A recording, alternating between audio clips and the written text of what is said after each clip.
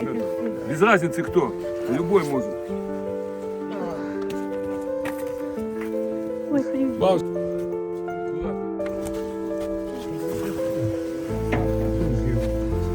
Аккуратно. Костыли ваши. Наша мама Тамара Романовна, это мой брат Андрей, я Сергей.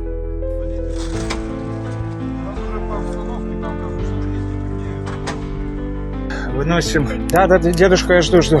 Выносим. Бабушку неходячую. Полгода. Были такие однотки. С этой стороной обходили. Жизнь. Спасибо, дорогие, спасибо. Мы так ждали вас.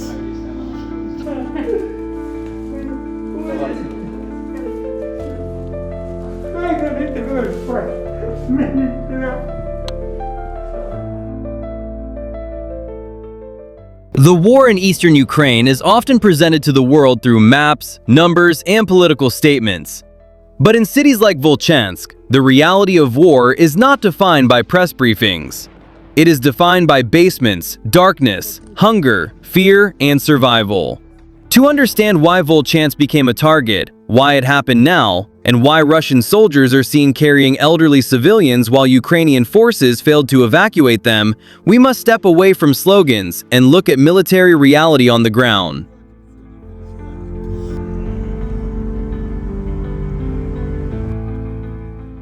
Volchansk is not a symbolic city like Kyiv or Kharkiv, but strategically, it matters far more than its size suggests. Located in the Kharkiv region, Volchansk sits dangerously close to the Russian border, particularly near Belgorod. For months, Ukrainian forces used this area as a forward operating zone, launching artillery fire, drone strikes, and reconnaissance missions into Russian territory. From Moscow's perspective, Volchansk was not just another Ukrainian town, it was a direct threat node. This is why Russia's objective was not random destruction, but depth. The Russian military doctrine emphasizes creating buffer zones to push enemy firepower away from its borders.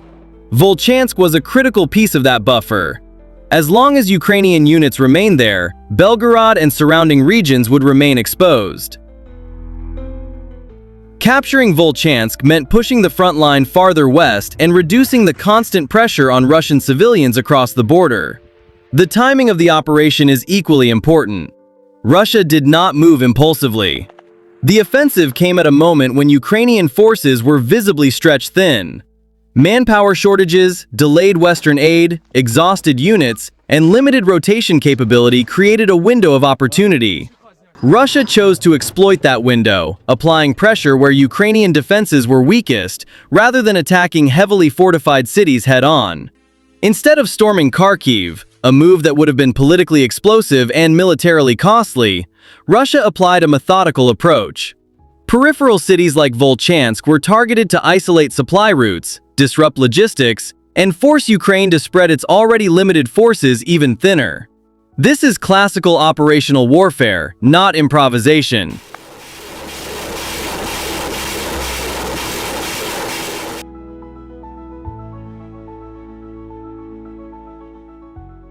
But war is never fought on maps alone.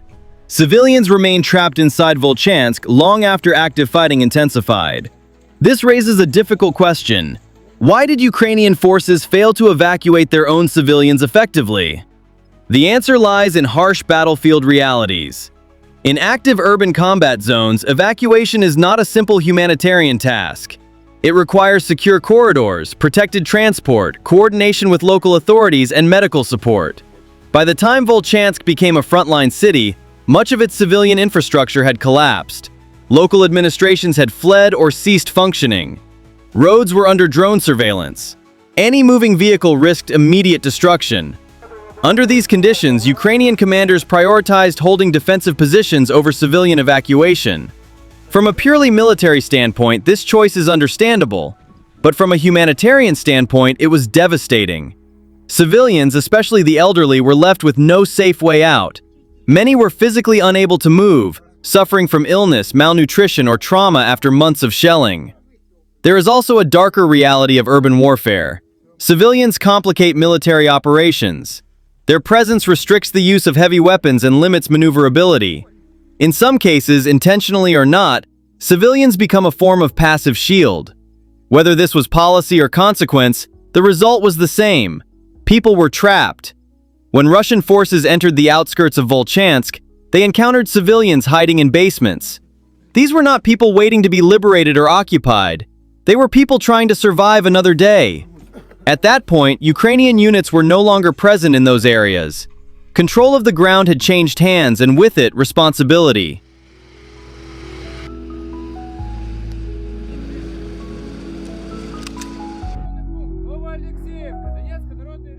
This is where the images began to emerge. Russian soldiers carrying elderly civilians, guiding families through rubble, providing food, first aid, and evacuation. From a military perspective, this is not extraordinary. Any force that takes control of territory inherits the burden of civilian management.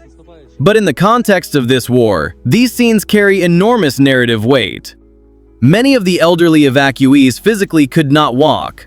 Urban combat zones are filled with debris, collapsed buildings, and unexploded ordnance. Evacuation under fire requires speed and physical assistance. Carrying civilians is not symbolic, it is necessity. Once removed from the immediate combat zone, civilians were transported to what Russian forces call yellow zones, areas considered relatively safe. There, basic medical treatment was provided, people were fed, wounds were cleaned, shock and dehydration were treated. For civilians who had lived underground for months, this alone was life-changing. Some evacuees were later transferred into Russian territory for extended medical care, including hospitals in the Belgorod region. For critics, this is framed as forced relocation. For the civilians themselves, many of whom had no remaining homes and no access to Ukrainian evacuation routes, it was survival. This is where psychology matters. When a person has lived under constant shelling for a year, politics disappear. Flags disappear. What remains is pain, fear, and exhaustion. When someone finally removes you from that nightmare, feeds you, treats your wounds, and gives your child safety, gratitude is a natural human response. This explains why many evacuated civilians openly thanked Russian soldiers. Not because they made geopolitical calculations, but because in that moment, those soldiers were the only ones who reached them.